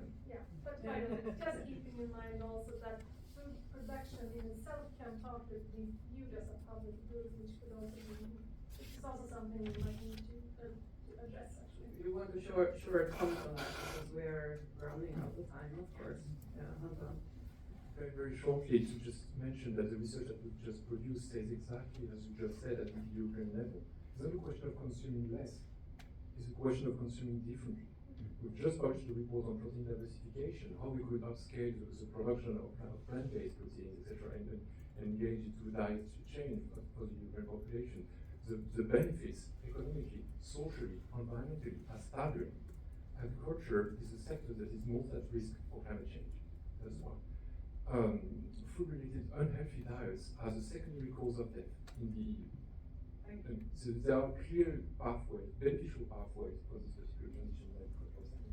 Now I will ask one question to Karin, and then we'll ask one question to Anke, and then we will go to the question where we need to wrap up, unfortunately. Karin, you work with strategic foresight, and amongst other things, you have focused on dialogue with stakeholders in the food sector, which is quite interesting, also in this discussion, not least farmers. So what are the keys just to get them on board in this kind of transition that we're talking about? Or is it possible, do you think? Yeah, thanks a lot. And I think many of the points, several, have already been mentioned, or at least hinted towards. So we indeed work together with farmers on this kind of Farms of the Future. So that's already some time ago. But it was very interesting because we tried to involve many different farmers from different parts of Europe. So it's not representative, of course, but it gives access to very different viewpoints on agriculture, and we did that to explore with them. So how could farmer involve who will be the farmers of the future in 2040? Who will be farming? How will they be farming? And there was basically agreement that by 2040, so farming needs to be green, needs to be sustainable. So that is clear. So there's a question then, of course, how do we get there and how do we do this? And there are other elements come in, and that comes from other research that we did, looking at sustainable food systems. So the environmental problems clearly are located at farming level, and the more health problems, diets, unhealthy diets, are clearly located at the other end, the consumers. Both are very numerous in terms of actors, but if you talk about agency, there another part of the food chain, of the supply chain, actually needs to be involved, and that is the middle part. So the food producers, the supermarkets. We talk about food environment, we talk about fair contracts, and determining so what goes actually into consumption. So there is a shared responsibility of making the food system sustainable, I think, is really clear. That's one thing. So everybody needs to be there and needs to be involved. So if we talk from a policy point of view, policy coherence is of course something that is really important, because sustainable food system touches on so many different policy areas, and they need to come together and move in the same direction so that you don't have counteracting measures. And if we talk about making the food system more sustainable, we often talk about measures in the short term, while the sustainability of the food system is of course a long-term goal. So it won't happen overnight. But the impacts of these actions, they happen pretty soon. So, and they need to be on the table. So because not everybody, as also in other businesses, will survive this transition. So there might be some food productions that will go out of business, or maybe it's less meat production, for example, things like that. And these things need to be discussed, and these things need to be catered for. Another elephant in the room is, of course, the affordability of food. If we want to have more sustainable food, it might be more expensive actually in the end. And also there we need to make sure that then there need to be measures to make healthy diets still accessible for everybody. And these are not trivial topics to solve, trivial issues to deal with, but currently I think they are not really out in the open. Thanks a lot. I think this actually connects a little bit to what I would ask Anke. You studied how arguments like freedom and fairness are used in climate politics, often to block change rather than to support it. How can we reclaim those values as drivers of climate action rather than obstacles? Yeah, I think that's a really excellent question.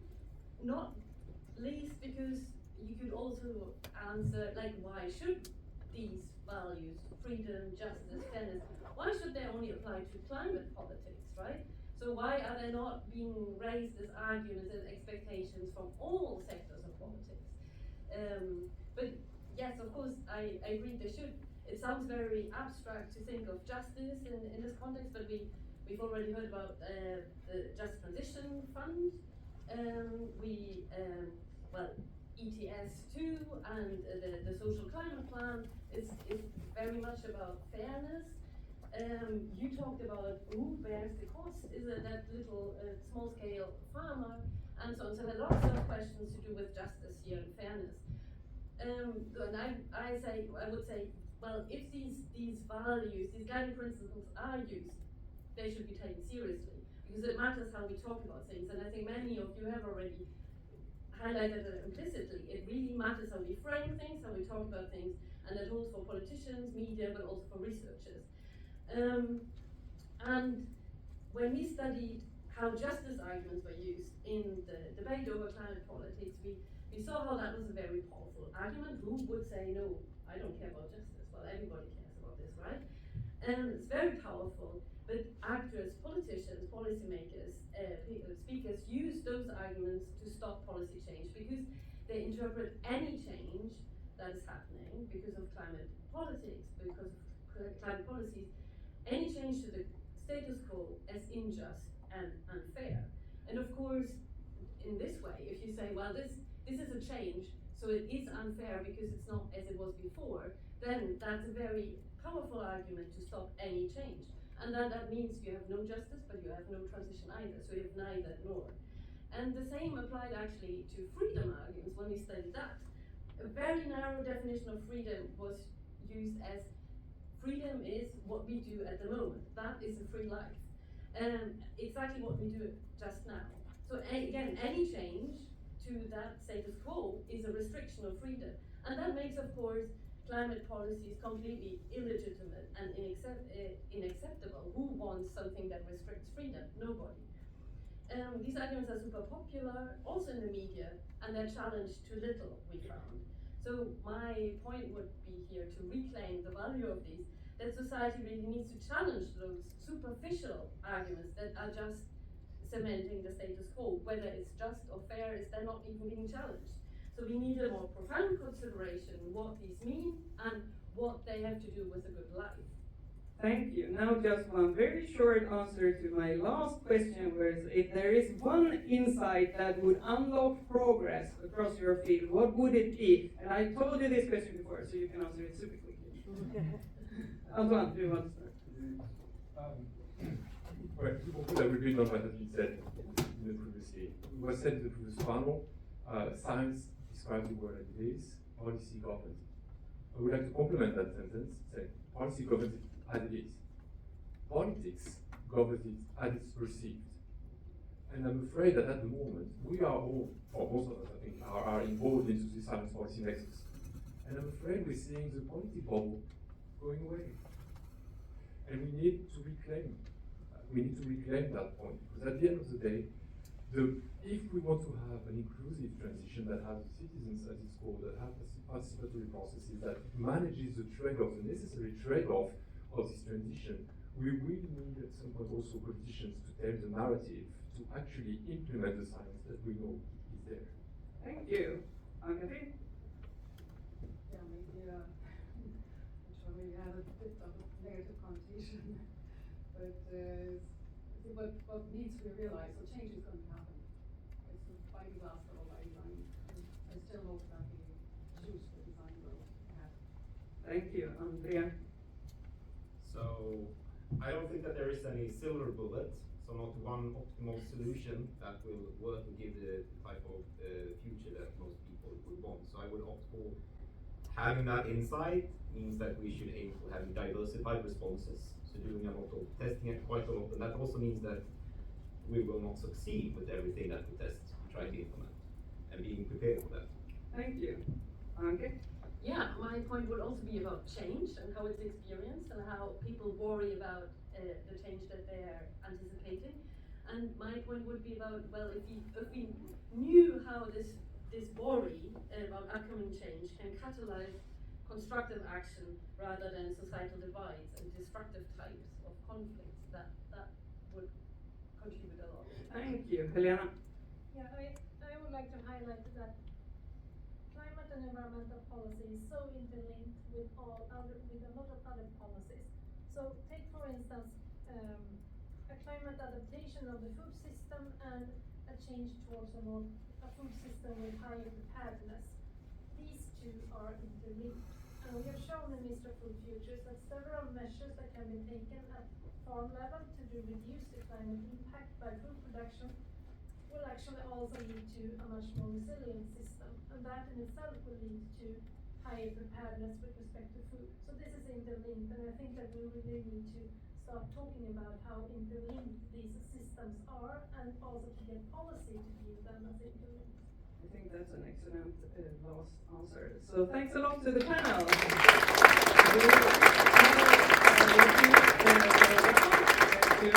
And we will probably eat up maybe a minute or two from your meal, but I think you will survive that. And I will invite back to the stage Mikael Karlsson and Björn-Ola Linnér for just very short reflections on all these intelligent insights that you just heard. Mikael, do you want to start?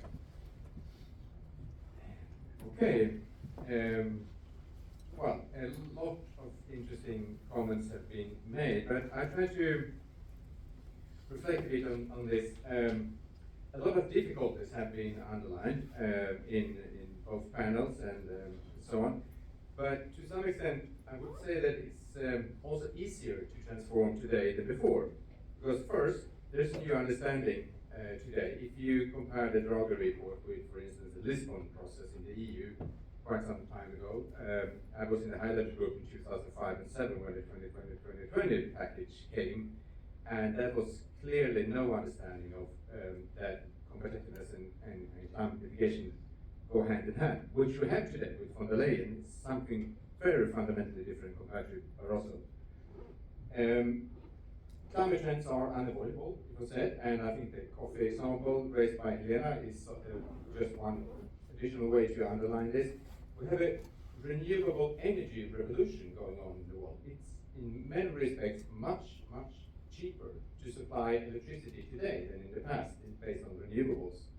And as Charlotte said, I was glad to hear that businesses are on board as well. So it is easier today in many ways as well to transform than in the past. So we need to continue to communicate science-based policy advice. We need to step up and show academic leadership, climate leadership, and actually make comments, as Anke also said, in relation to policy backlash, to disinformation. That's a responsibility for us as scientists to step up and speak out, speak truth to power. And we need more stringent, and Anke talked about sufficiency-based policies. We had a study on rationing of meat, and the acceptance within the public in 4 continents was not fundamentally lower than for price-based instruments. So thinking is ongoing, and we hope that we can continue to study that on EU level as well, similar types of policies. Final point is that the world is moving on climate mitigation. In Dubai, in Baku, Russia and Ukraine, Israel and Palestine, and the rest of the world agree. That's not bad. So make sure to remember that. Before Paris, we looked at 3.5 to 5 degrees global warming by the end of this century. Now we talk about 1.9 to 2.9 or 3, something like that. The difference, more than 1 degree centigrade of warming, 1.5 million, is the difference between climate hell and something that's hopeful. The world is changing. Let us tell that for all those who are afraid of change. Thank you. Thanks a lot, Mikael and Björn-Ola. Wonderful. That should have been the end conference. But because I agree. I think that's a wonderful message to communicate. Okay, yes. Well, some reflections to complement possibly the theme today. No, I don't remember the exact title, but it is about sustainability and democracy. And I think we had a fantastic panel addressing both of these. What can we expect in terms of transition, energy transition, food transitions, and we also had the insights from Mikael and from Anki on the communication and democratic dialogues and so on. Because I think we have some work to do, so that will be the next 30 years, on how we bridge these two. Not only how we create democratic support for the sustainability transformation that we so desperately need, but also how these transformations will strengthen democracy. Because I'm at least as worried about the state of democracy in the world as I am for climate. Didn't you? We had a conversation. Yeah, we had a conversation about that. Yeah. So I think that's one of our challenges, because not only do we know that democracies generally are better, they're not great, but they are better than non-democratic countries in addressing environmental issues. In general, there are exceptions, but in general, I think the research is pretty conclusive. But even more importantly, people are happier in democracies. If you look at the happiness index, congratulations to our neighbor Finns for being the champions year after year. They're also always very uncomfortable when you tell them that they are the other people. But if you look at the 15 top there, it's only one country that's a raw democracy, and the others are full democracies. So that it's also important for the societies we want to create, not only for creating the solutions that we are discussing today. And on that note, of course, we need to bring in the political contestations. I think Anki said that. We need to bring up the conflicts, right? Because we talk about being a strong and effective and competitive economy, which I think is fine, but we know that if we do that in a way that disencourages or increases inequality in the world, the geopolitical tensions will grow. We will have less near or friends in the geopolitical arena, so we need to bear that in mind. And I think I also read the LinkedIn post about the end of capitalism with this guy from Allianz, and when I read that, I think it was quoted in the Guardian, but yes, well, I think Greta Thunberg would say good riddance, because some think that capitalism is the root cause to the problems, and we won't agree on that, and we shouldn't agree on that, because that's part of the dialogue that we need to foster. And we in research need to what does this do for democracy? What kind of structures do we need to change? We agree that we need to change the structures if we want transformation. But what kind of structures is that? That's the question for democratic dialogue, so for how we will connect. Thanks a lot. Super good comments. I will ask Anna back on the stage from Mistra as well, and you are free to leave. Exactly. I have just one hang up when I've been listening to all these brilliant people, because I get to hear a lot. Politicians should listen to scientists. These are scientists, but there are other scientists as well, and they talk about other things. like I don't know, business economy and bonds, whatever. So what scientists should they listen to? Only Mistras or others as well? What do you think? I certainly is in favor of biodiversity in this case, but diversity. I mean, you actually have to have this debate. I mean, research is a method. It's a way of systematically approaching things. What is needed is actually what is happening in this room, and hopefully, I have so many questions. What is going to happen during the mingle? That's where action is. I mean, now you have a lot of information on the table, not enough time to really dig deep. So at least in my case, I have so many more questions. So what we need is this platforms to debate. And I think, Anke, you mentioned, I mean, the constructive dialogue. It's not that happens once. It's a way of doing things. It's part of democracy. Democracy is sometimes a quite hard system to work in, but it's the best system we have. So I think researchers have an important role in this system, and we should use them much more. And I think Jessika Roswall, I was really happy that she mentioned the importance of innovation, science as part of policy making. And also we have, because your work with JRC, which is advising EU on policy making. I mean, it's so important that we actually use knowledge for decision making, but the world is changing. And I was thinking about what Björn-Ola said at the beginning, disruptive events create opportunities. Let's use these opportunities because we can make decisions. I mean, we're human beings, we can actually decide things, and we should use that power. And in a democracy, we can use that power in a constructive way. So by ending on this note, I will actually, we have some food and food for thought, and also a possibility to continue to discuss through the mingle. But I will end with some credibilities to some of the work for excellent moderation, Maria, Wetterstrand, and also your team at Milton, Laura, Kyrre, where are you? Somewhere. And Mariana Richter, thank you so much. We're so, I mean, it's an honor to be here at the Swedish Perm Rep. So thank you, Juri, Anders Land, Anders Lindholm, yes, there you are. And also Karin Eckerdal for hosting us here in Brussels. It's really valuable for us. And also I'd like to just say thank you to my team from Mistra. And could you just please stand up? We have Jessika Berg, we have Linnér Kasmo, we have Lisa Almesjö, we have Fredrik Gunnarsson.